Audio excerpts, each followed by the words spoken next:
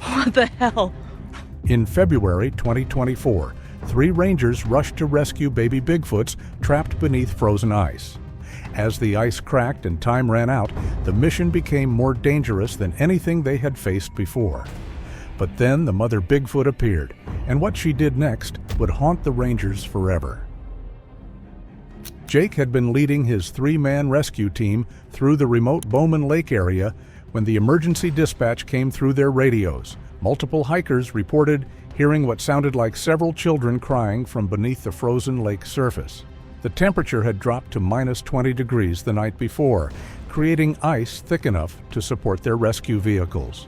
Rangers Marcus Chen and David Torres flanked Jake as they approached the coordinates, their thermal imaging equipment detecting 4 separate heat signatures beneath the ice.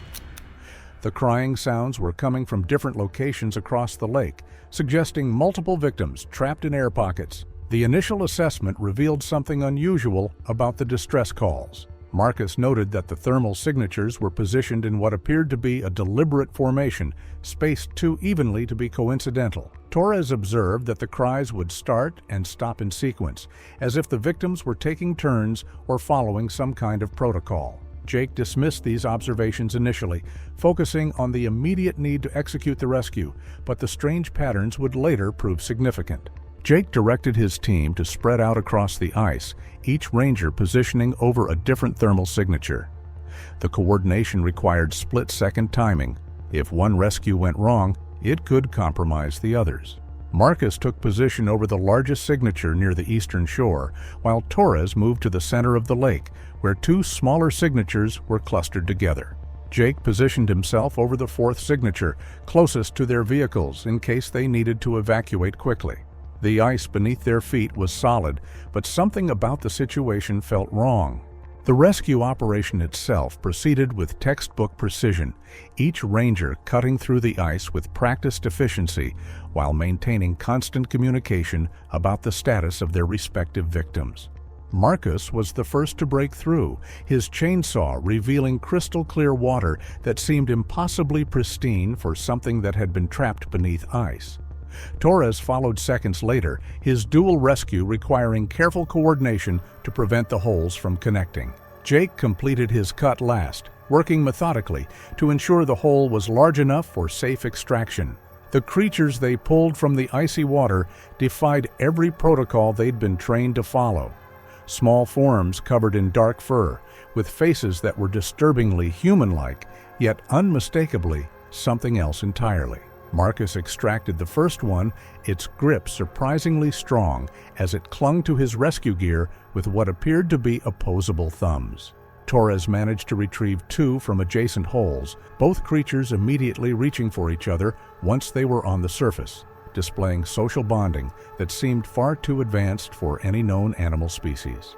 Jake pulled the 4th from the water, and when it gripped his glove and looked directly into his eyes, he felt the unmistakable sensation of being studied by an intelligence that understood exactly what was happening. Each creature was roughly the size of a human toddler, but with muscle density that suggested incredible strength for their size. Their fur was thick and water-resistant, clearly adapted for harsh mountain conditions, and their eyes held a depth of awareness that made the rangers increasingly uncomfortable. The creatures' hands were remarkably human-like, with long fingers and fully opposable thumbs that they used to grip the rangers' equipment with startling dexterity. Most unsettling was their silence. After the initial rescue, they stopped crying entirely and began observing their surroundings with an alertness that suggested they were assessing the situation and their captors. The physical examination each ranger conducted as part of standard rescue protocol revealed additional anomalies that challenged their understanding of what they had found. The creature's body temperature was significantly higher than expected for beings that had been submerged in near-freezing water, suggesting metabolic processes that operated differently from known mammals. Their respiratory rate was remarkably controlled, indicating either exceptional physical conditioning or physiological adaptations that allowed them to manage oxygen consumption with unusual efficiency. Most disturbing was their apparent lack of hypothermia symptoms.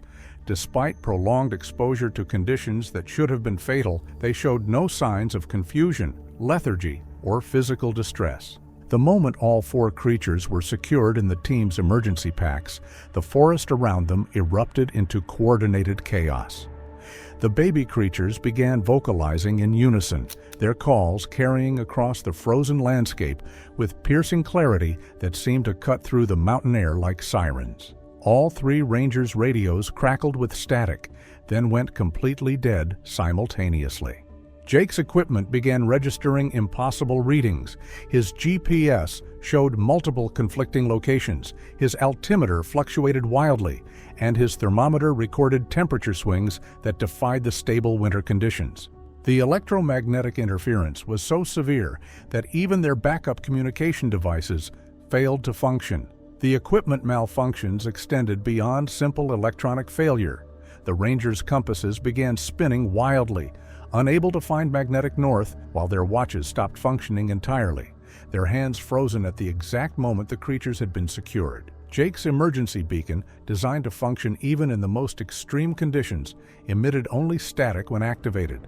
The systematic failure of all their technological equipment suggested interference on a scale that defied explanation, as if the creature's presence was somehow disrupting the fundamental electromagnetic fields that their devices relied upon.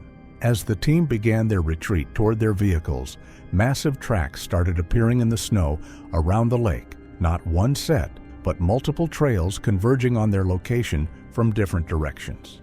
The prints were far too large to be human, spaced with strides that suggested creatures moving with both incredible size and tactical coordination.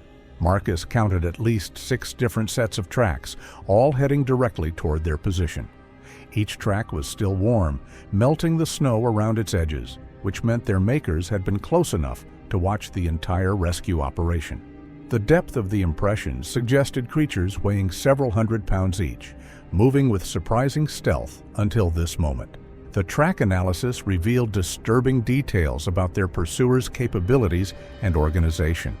The footprints showed evidence of deliberate placement, with each step positioned to provide maximum stability while minimizing noise, a level of tactical awareness that suggested military-style training or instinctive knowledge passed down through generations. The spacing between tracks indicated creatures capable of covering ground at remarkable speed when necessary, but choosing to move with careful deliberation that prioritized stealth over velocity. Most unsettling was the discovery of what appeared to be handprints in the snow near several of the tracks, suggesting the creatures had been moving on all 4s when stealth was paramount, then transitioning to bipedal locomotion when speed became more important. The first sign of organized pursuit came as the team reached the tree line. Trees began falling across their path with surgical precision, not random windfall, but deliberate barriers placed to force them into specific terrain. Torres spotted movement in his peripheral vision, massive shapes keeping pace with them through the dense forest, maintaining perfect distance while never losing visual contact. The baby creatures in their packs had grown quiet but alert, their large eyes tracking movements the Rangers couldn't see. Behind them, the sounds of pursuit were methodical, coordinated, and getting closer with each passing minute. The creatures were clearly communicating with each other through low-frequency vocalizations that the Rangers could feel more than hear. The tactical sophistication of the pursuit became increasingly apparent as the chase continued. The fallen trees weren't randomly placed obstacles, but components of a carefully designed funnel system that channeled the Rangers' movement while providing their pursuers with optimal positioning for observation and intervention. Each barrier was positioned to eliminate specific escape routes while leaving others open, creating the illusion of choice while actually controlling every aspect of the Rangers' movement. The creatures demonstrated knowledge of human psychology, understanding how people would react to blocked paths and using that predictability to guide their quarry toward a predetermined destination.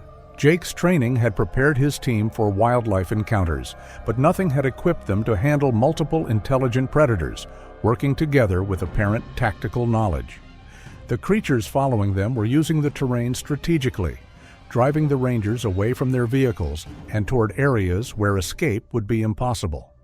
Every time the team tried to change direction, they found their routes blocked by fallen trees or disturbed snow that suggested their pursuers had anticipated their movements hours in advance. The baby creatures had begun making soft sounds again, not distress calls, but what seemed like responses to communications the rangers couldn't detect. The coordination between the babies and their pursuers suggested a level of social organization that challenged everything the rangers thought they knew about wildlife behavior.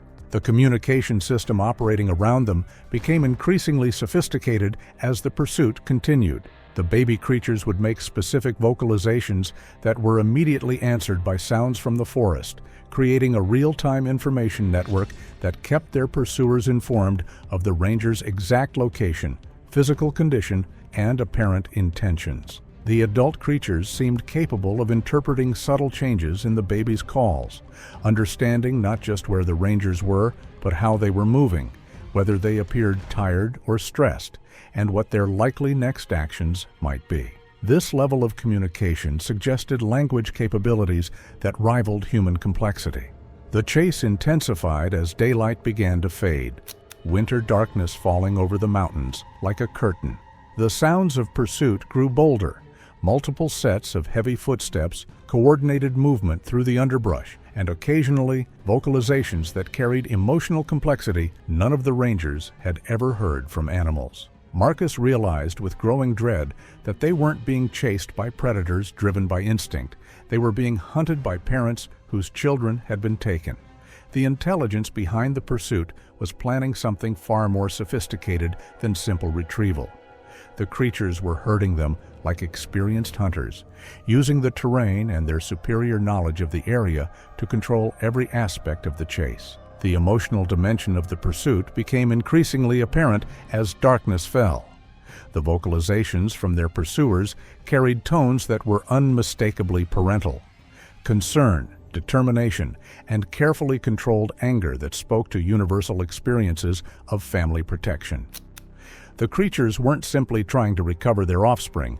They were managing a complex situation that required balancing their desire for immediate reunion with the need to assess whether the humans posed an ongoing threat to their community. The sophistication of their emotional control suggested a culture with established protocols for dealing with human interference. Torres noticed that the baby creatures were becoming increasingly restless, reaching toward sounds that seemed to come from all directions.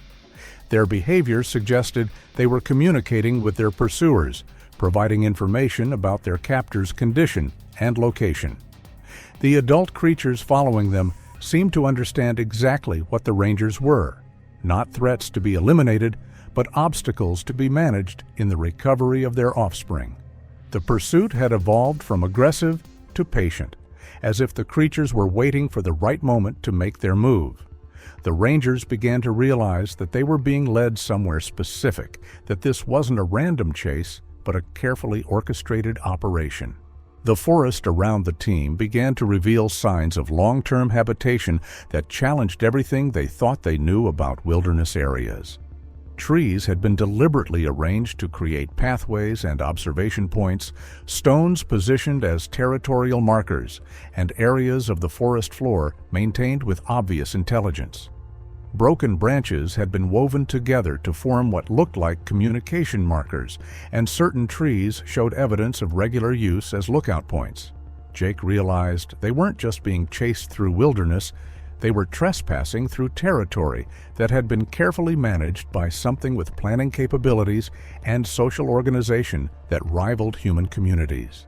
The evidence of territorial management became more sophisticated as they moved deeper into the creature's domain. Water sources had been modified to create more efficient flow patterns, while natural clearings had been expanded and maintained to serve specific purposes the rangers couldn't identify. The trail system they were being forced to follow showed signs of regular maintenance, with obstacles cleared and pathways widened to accommodate large bipedal creatures. Most impressive was the integration of these modifications with the natural environment. The changes were so subtle that they would be invisible to casual observation, yet created infrastructure that served the creature's needs while maintaining the appearance of untouched wilderness. As the team moved deeper into the forest, the baby creatures' vocalizations grew more urgent, their calls now clearly directed toward responses that came from multiple directions around them. The conversation happening in the darkness was in a language the rangers couldn't understand, but the emotional content was universal. A family separated by circumstances beyond their control, working together to achieve reunion despite the presence of unpredictable variables. Jake began to understand that their role in this drama wasn't as rescuers or victims, but as unwitting participants in a recovery operation that had been planned and executed with military precision. The creatures had allowed the rescue to happen, had watched and waited, and were now implementing a recovery plan that had probably been developed over generations of similar encounters. The pursuit had taken on qualities that suggested ritual significance. The sounds coming from behind them followed patterns that seemed ceremonial, with vocalizations that carried the weight of ancient protocols. The baby creatures responded to these calls with their own ritualistic sounds, participating in what appeared to be a formal process of reunion that required specific procedures to be followed. The team realized they were witnessing something sacred, a ceremony that had been performed by this species for generations whenever family members were separated and needed to be brought back together. The formality of the process suggested a culture with deep traditions and established procedures for dealing with human interference. As full darkness settled over the forest, their pursuers revealed the true scope of their coordination. Lights began appearing between the trees, not artificial illumination, but bioluminescent signals that created a communication network spanning the entire area. The lights formed patterns that guided the rangers toward a specific destination, demonstrating that their pursuers had been herding them all along. The baby creatures grew quiet but expectant, their posture suggesting they recognized where they were being taken. The light patterns were clearly a form of long-distance communication, allowing the creatures to coordinate their movements across vast areas of forest without making sounds that might alert other humans to their presence. The clearing the team entered was unlike anything in their wilderness experience, a space that had been shaped and maintained according to principles that served specific purposes. The ground was clear of debris, but arranged in patterns that suggested functionality rather than aesthetics, with areas designated for activities the rangers couldn't identify. Around the perimeter, structures built from natural materials demonstrated architectural knowledge that should have been impossible without tools, yet showed no evidence of metal or manufactured components. Jake realized they'd been brought to the heart of a community that had existed parallel to human society, hidden in areas that humans visited but never truly understood. The sophistication of the construction suggested generations of accumulated knowledge and engineering skills that had been passed down through their culture. The creatures that had been pursuing them finally revealed themselves, not one, but 4 massive beings, each nearly 9 feet tall, covered in dark fur and moving with obvious intelligence and coordination. Their faces combined familiar primate features with others that seemed uniquely adapted to their environment, and their eyes held awareness that was immediately recognizable as sentient. Most unsettling was their obvious emotional complexity. Grief, determination, and carefully controlled anger that could explode into violence or dissolve into relief depending on the next few moments. Each creature was clearly an individual with distinct facial features and body language that suggested different personalities and roles within their group structure. The baby creatures began vocalizing the moment their parents appeared, calls that carried joy and relief that needed no translation. The adult creatures responded with complex vocalizations that were unmistakably language, grammatical structures, and emotional nuances that the rangers couldn't understand but could recognize as sophisticated communication. As the conversations between parents and children continued, Jake realized they were witnessing something science insisted was impossible: a non-human species with language, culture, and social structures that rivaled human complexity. The exchanges were clearly detailed debriefings, with the babies providing information about their experience and the adults asking specific questions about their treatment and condition. The team slowly removed their packs, the baby creatures growing animated as they sensed their parents' proximity. The adult creatures watched every movement with intensity that suggested they were prepared for multiple scenarios and had contingency plans for each possibility. When the rangers finally lifted out the baby creatures, the reunions that followed challenged every assumption they'd made about animal behavior. The adult creatures' responses were immediately and unmistakably parental. Gentle examinations, obvious relief, and complex vocalizations that seemed to be asking detailed questions about their children's condition and treatment. The physical examinations were thorough and systematic, suggesting medical knowledge that allowed them to assess their offspring's health with remarkable precision. As the team backed away from the reunited families, they realized the adult creatures were engaged in a collective decision-making process about what to do with them. The baby creatures seemed to be providing testimony about the rangers' behavior during the rescue and subsequent chase, their vocalizations carrying what sounded like detailed reports. The adult creatures' responses suggested moral reasoning that was profoundly disturbing in its implications. They were weighing the rangers' actions against the potential consequences of their survival, making calculations about trust and risk that demonstrated sophisticated understanding of cause and effect relationships. The deliberation was clearly a formal process, with each adult creature contributing to the discussion and the final decision being reached through consensus rather than dominance. The creature's final decision came in the form of coordinated vocalizations directed at each ranger, not threatening in tone, but clearly communicative, carrying meaning that transcended language barriers through inflection and body language. The message was unmistakable. This encounter had never happened. These beings didn't exist in any official capacity, and any attempt to share what they'd witnessed would be met with consequences the creatures were fully prepared and equipped to deliver. As the team nodded their understanding, they realized they'd been allowed to live not out of mercy, but because the creatures had determined that their silence was more valuable than their elimination. The warning carried the weight of absolute certainty. These beings had the capability and organization to enforce their demands for secrecy. The team's retreat was conducted under the watchful supervision of all 4 adult creatures, which followed them to the edge of their territory to ensure that boundaries were understood and consequences were clear. The baby creatures' calls faded behind them as they made their way back toward their vehicles, but the sounds seemed to carry further than they should have, as if the forest itself was ensuring they remembered what they'd witnessed. Their radios crackled back to life as they reached the main trail, the outside world suddenly accessible again, but the words they'd planned to speak died in their throats. The transition from the creature's domain back to normal reality was jarring, leaving them questioning whether the entire experience had actually happened.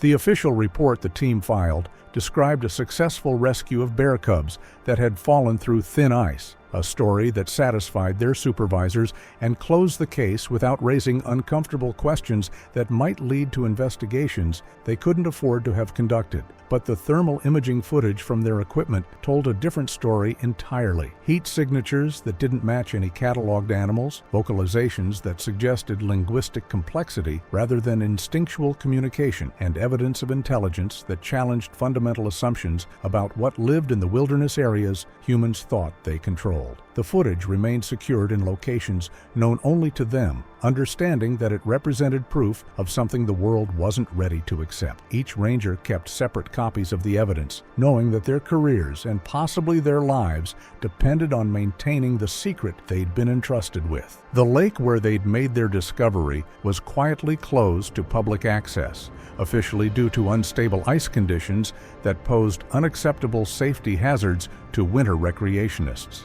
But locals reported that the area remained active even after the closure, sounds carrying across the frozen surface on windless nights that resembled conversation more than animal calls, tracks appearing in fresh snow that were too large to be human, yet too purposeful to be random, and a persistent sense that something was watching from the tree line whenever anyone approached the restricted zone. The team returned to the area once, months later, and found evidence that the creatures had relocated. The clearing was empty, the structures dismantled with the same precision that had built them. Only subtle signs remained that something extraordinary had once called that place home. But sometimes, on quiet winter nights when the wind carried sounds from the deep forest, they wondered if the beings were really gone, or if they'd simply become more careful about hiding from a world that had proven itself unworthy of their trust.